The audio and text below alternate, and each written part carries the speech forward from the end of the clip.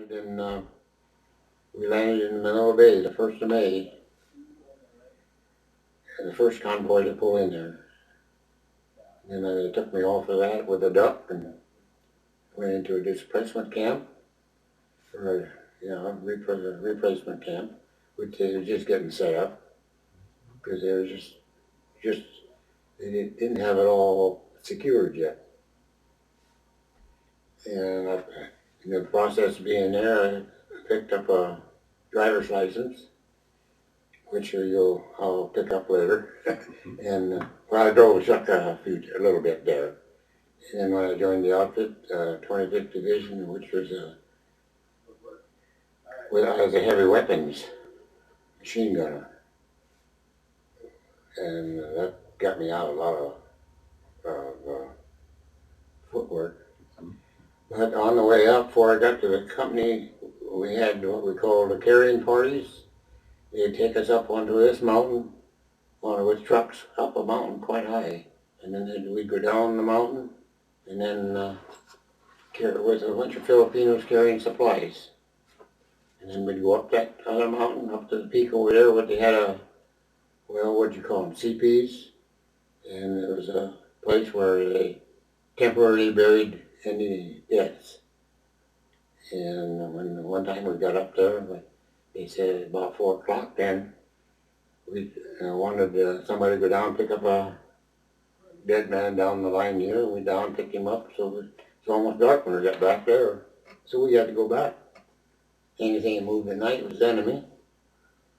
So we went back down here and followed. The only thing we go by was communication wires. And up to a CP, well, we took two wounded down to the bottom of the mountain where they must have had a hospital down there or something. I never saw it. And we went back up the mountain. We got up the mountain, trucks were supposed to be there and weren't. And so we had to walk down again. And of course there was troops all along the side yards.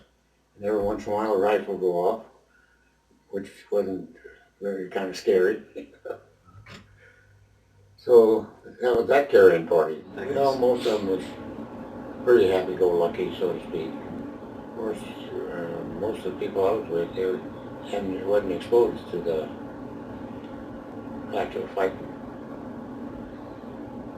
But what I've heard, the Japanese wouldn't come out. If they was in a bunker or a cave, they wouldn't come out.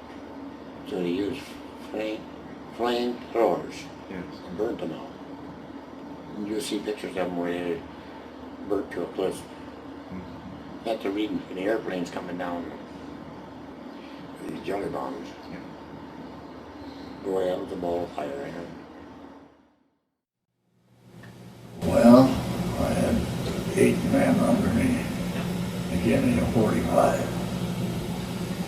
And I had a young guy, Richard Moore, from Syracuse, New York, was 17 years old. And he was on that body. We were going down the road and he'd seen a part of the jet laying there. He jumped on top of my shoulders and he said, "Oh my God." He wasn't any more scared than I was. Don't ever let him tell you that you wasn't scared, because you damn sight would. Especially when you're sitting in a big ham ship sitting out there and just shooting the hell out of the island.